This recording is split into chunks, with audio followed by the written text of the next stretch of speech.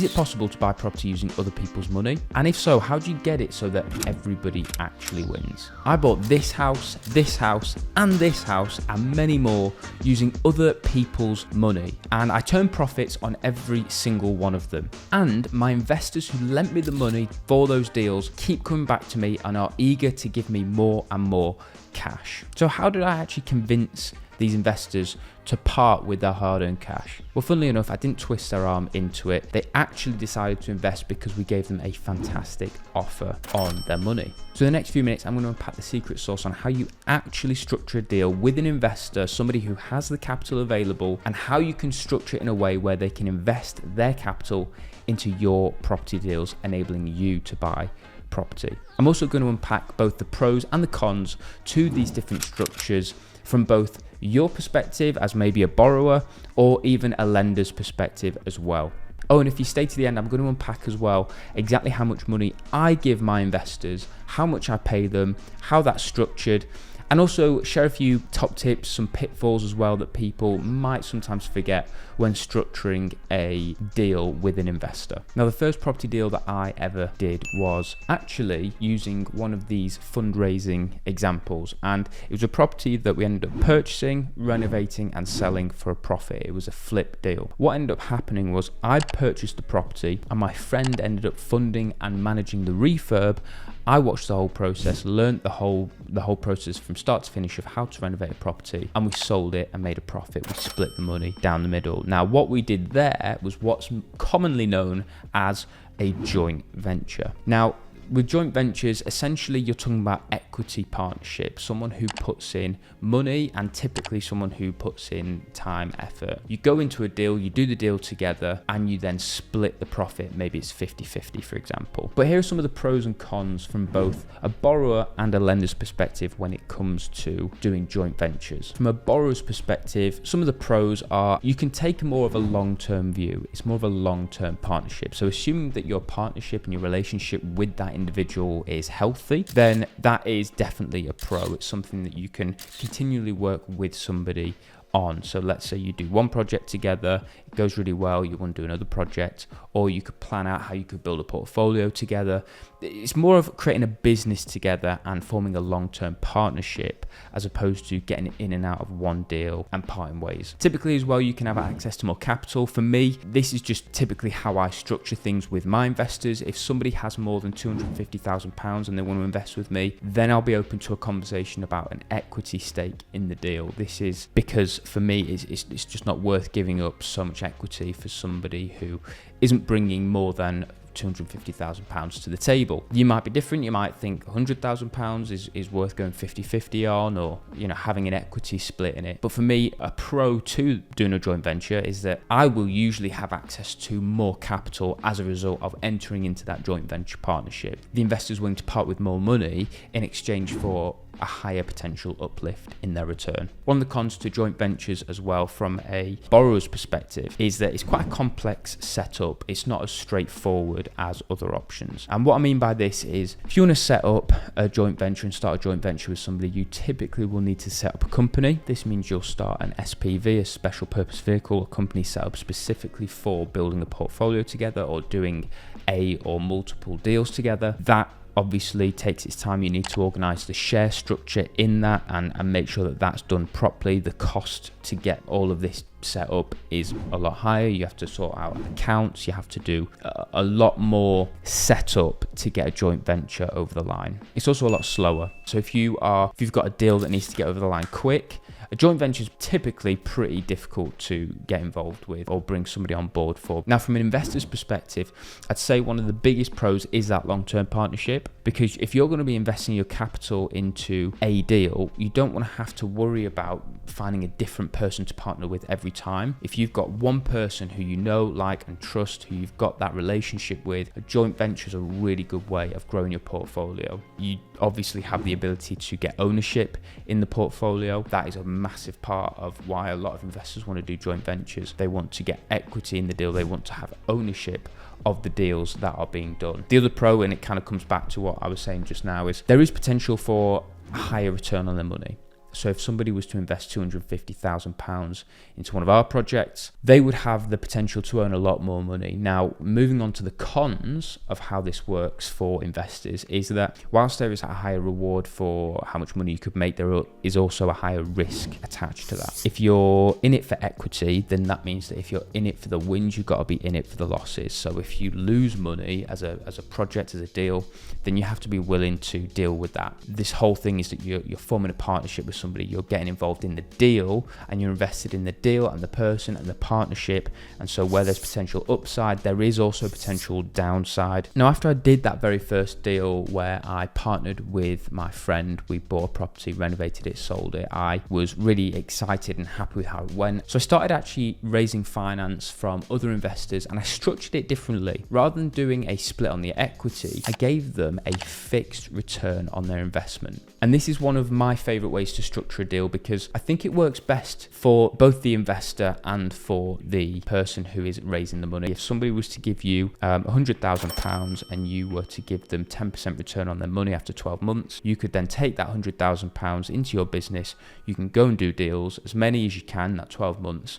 And then at the end of the 12 months, you give them their money back plus their interest. There is ways that you can structure it differently, where you pay them their interest monthly, quarterly, or just in one lump sum at the end of the term. But that is essentially how it works. It's like a fixed percentage that they will make on their money. Now, from a borrower's perspective, the reason why I like this is it's simple and it's quick. Those are the two key things for me. It's a simple, straightforward way of raising capital. You can get a simple loan agreement, so you get a loan contract, and between you and the investor, you can decide on exactly how you want to structure that between you. But there's only so many things that you can think about and consider. It is fairly straightforward, and again, it's quick. You're not having to set up companies, you're not having to set up bank accounts. You can do it within your existing business, and you loan that money into that business, and you can provide some pretty straightforward and simple security for them. The con from a borrower's perspective is that you're locked in to return that money. So where in a joint venture, you might have a bit more of a long-term view in a partnership where the money goes in, and when it's able to come out, it comes out. With fixed interest, you give them their money back on time. And that is something that is,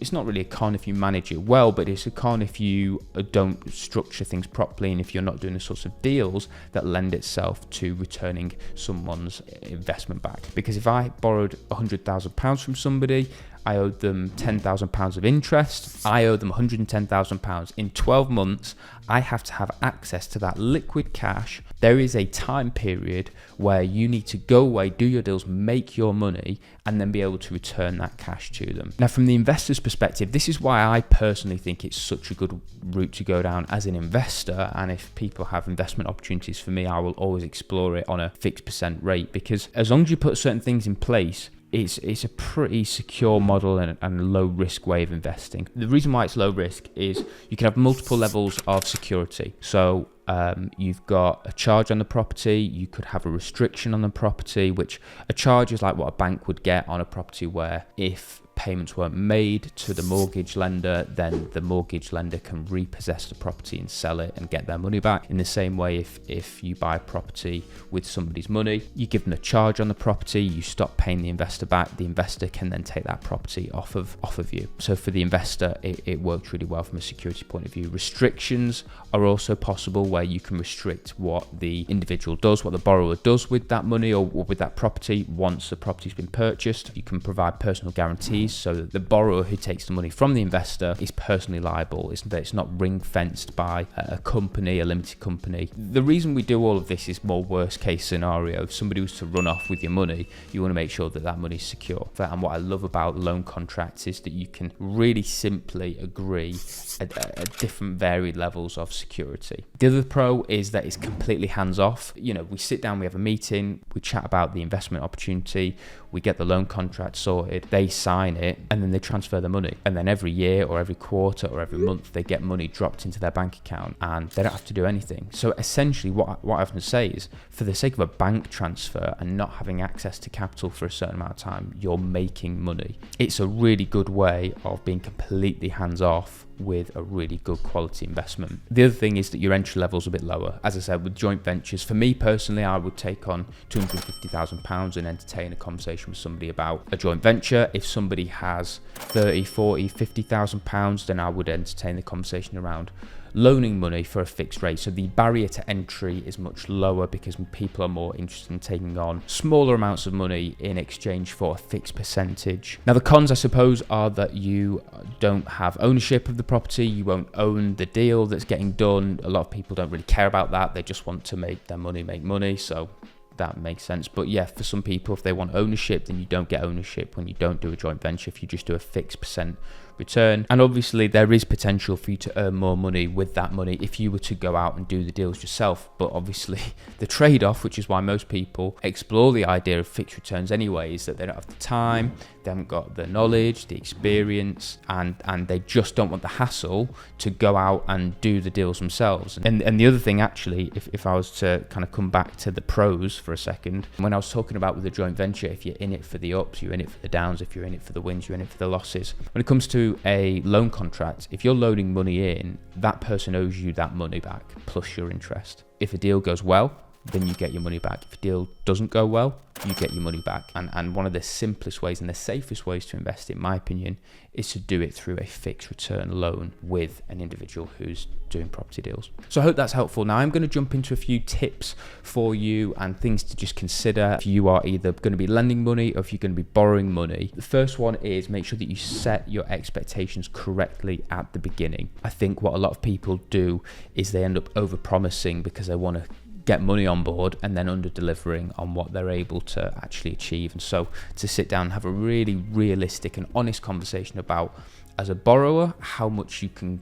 give the lender and be realistic on that, in both in your interest that you can give them, in the timeframes you can get them their money back. It's fine if it's going to take an extra 6 months to give an investor their money back, as long as you tell them that. Or if you're expecting as a lender to lend somebody money and you're expecting it back in 6 months and it comes in 12, you might have been fine at the beginning if they'd said 12, but because they said 6, they've overpromised and underdelivered. It just sours the relationship. So make sure that you don't overpromise and underdeliver. Make sure that you set expectations correctly at the very beginning. Second tip kind of follows on from that, is just keep communication clear. If you are borrowing money from somebody, make sure that they are well up to date with what's going on. Some people aren't interested in getting updates on the project itself, but if there is anything, any delays, anything that needs to happen in terms of interest payments, that sort of thing, just make sure that is all well and simply and clearly communicated with your investor. The third point is use contracts. Always use contracts. I've borrowed money from family, from friends, people who you think, why would you even bother with a contract? But I always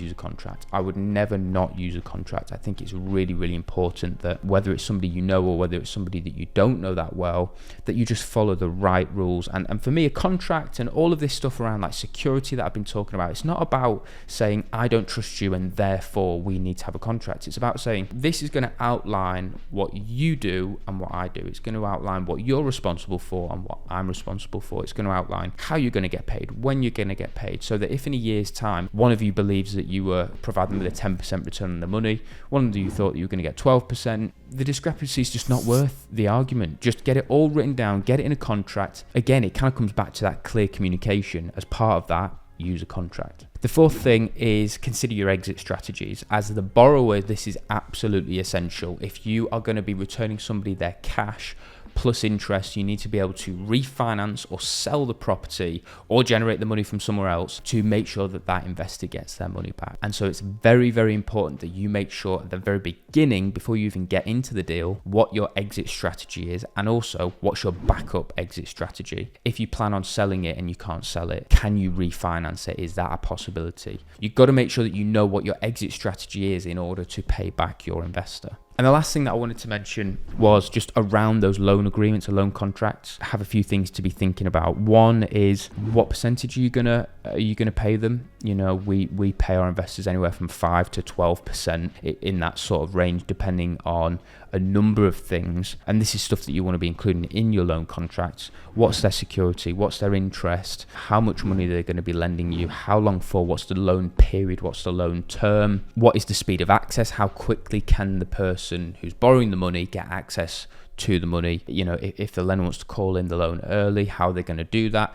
All of these different things, you just want to make sure that it's clearly outlined at the beginning. And typically, based on all of the other factors like security, access to money, the amount, the term of the loan, based on those things, that's typically how I would decide how much interest we would give somebody, because I would give somebody a higher interest rate for a more risky investment and a quicker investment than somebody who wants a nice, steady, safe, long-term investment. Ultimately, when it comes to working with investors, just sit down with them and have an open dialogue, have open conversation about realistic expectations, what you think you can deliver, and you know, if you can make it work, you can make it work. If you can't make it work, just walk away, because it's definitely not worth taking on somebody's money if you don't feel 100% sure that you can give them their money back. Now, if you're interested in investing with me at all, then make sure that you get in touch through the links in the description. I'm very happy to have a chat with anybody about borrowing, lending money, and see where we go with it. I don't take money from everybody. I don't work with everybody. I absolutely say no to more people than I say yes to, but I'm very happy to have a chat if you are thinking about investing capital or wanting to form a partnership or want a fixed return. In any of these ways, I'm very happy to have a conversation. If not, and you just want to find out more about property, then the YouTube algorithm, which seems to know everything, thinks that you quite like this video. So you can check that out, or you can get in touch with me about investing through the link below. See you in the next one.